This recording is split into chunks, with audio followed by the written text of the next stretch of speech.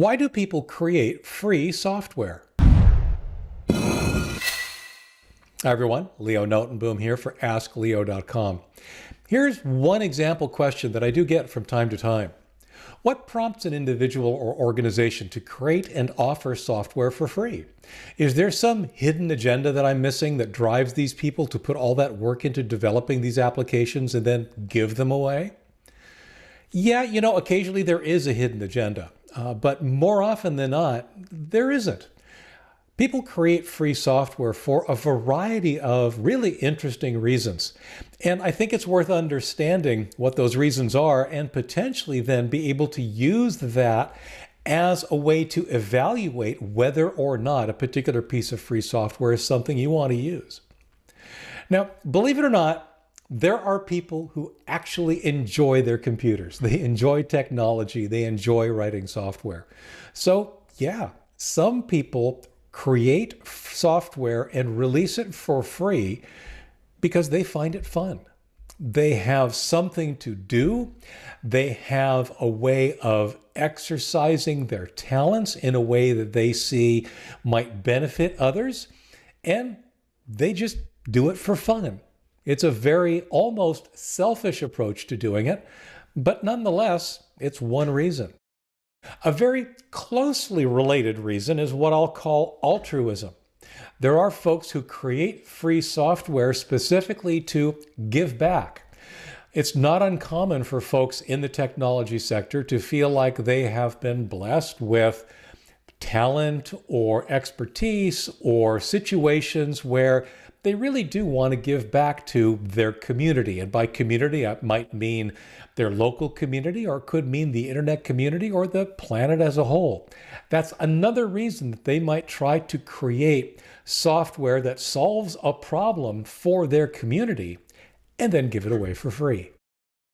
Now, another is what I'll call an agenda. Sometimes, and I don't mean a bad agenda, I mean a specific agenda. For example, some years ago, the folks out at the Electronic Frontier Foundation, I believe it is, created a tool called HTTPS Everywhere. Its intent was to automatically use HTTPS connections whenever they were available, regardless of what you as a user would have typed in. The intent was to promote the agenda of having more secure connections, making HTTPS the norm. In order to promote that agenda, they give the software away for free. Now, it sounds counterintuitive, but sometimes, even when you're giving away free software, money is still the reason. And that happens in a couple of different ways. For one thing, there's a thing called donationware, which means you use software for free. You can use it for free forever, but you are asked to make a donation, maybe even nagged periodically to make a donation. But the bottom line is the software is completely free. It's completely up to you if you want to donate some money in return for getting this free software that you determine is valuable to you. Another is what I will call branding. And this is a really good example of tools like Outlook.com or Gmail. They are completely free, but they exist in a lot of ways to promote their parent brand, be it Microsoft or Google, and the services and other products that are offered by those brands. The intent, the hope, is that by bringing you into their respective ecosystems, you will eventually end up spending money on some of their other services. You don't have to. You are welcome to use other services.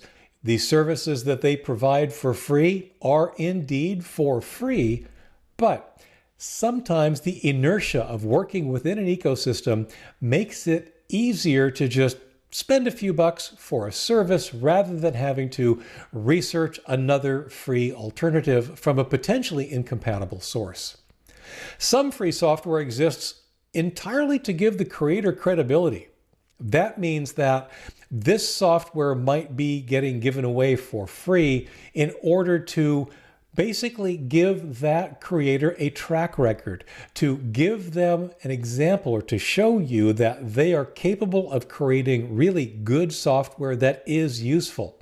That software might be completely free.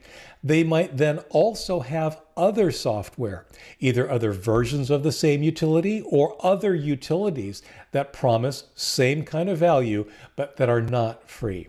A really good example are not necessarily free trials, but free versions of popular utilities. These are, a good example might be a free version of a backup tool. It might not have all of the features of the paid version, but it is still out there for you to use, get comfortable with, and then when you decide you really do need that feature that's missing, then it becomes an opportunity for you to upgrade to the paid version. Again, you don't have to. You can continue to use the free version forever, but it's an opportunity, should you feel the need, to then purchase the product. One of the models that I refer to occasionally as razors and blades. The old adage used to be, give away the razor and sell the blades. We see this a lot in the computer printer industry, where printers are not free, but certainly cheap. And where the printer companies make money, of course, is on the ink, because the ink is something that you will need continually as long as you have that particular printer. In the software world, it usually boils down to a couple of different variations. One is to give the software away for free, but charge for support, so that if you ever actually need help with the software, the company will be there or the individual will be there, but you'll need to pay some amount to get help. The other, of course, is give the base software away for free and then charge for updates over time, or charge for add-ons to the software to make the software perhaps more robust. The shopping cart software that I happen to use on askleo falls into that model.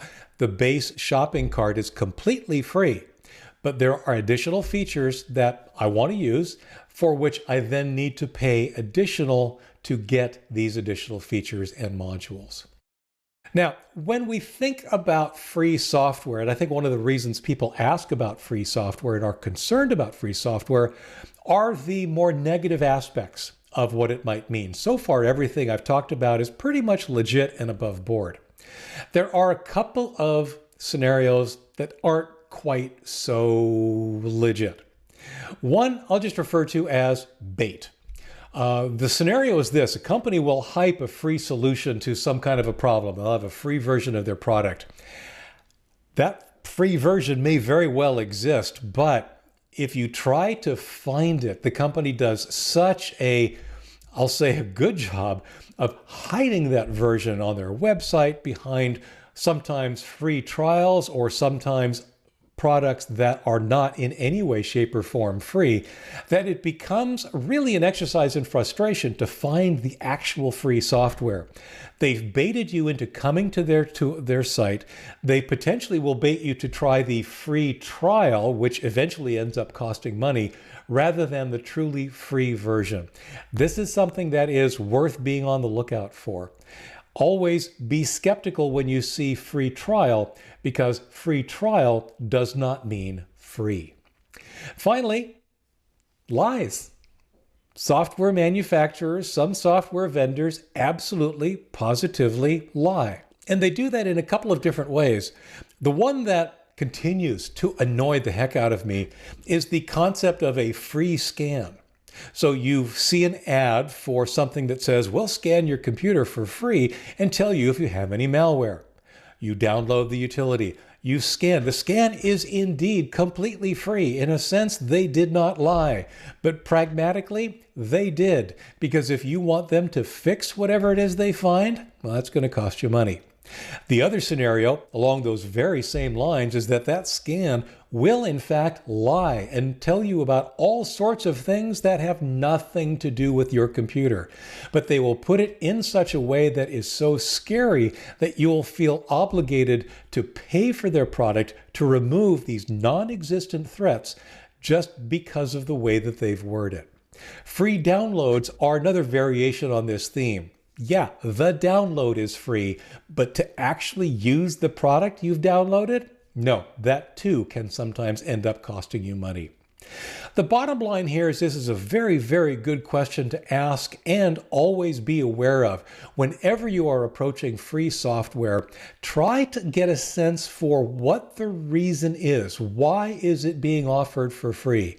If it's truly free and open source software, there are many wonderful packages that you can use safely and reliably. But there are also the other side of the coin where there are people who are trying to get you hooked by using that word free, not because they have something free to offer, but because they see it as a way to hook you and eventually get your money.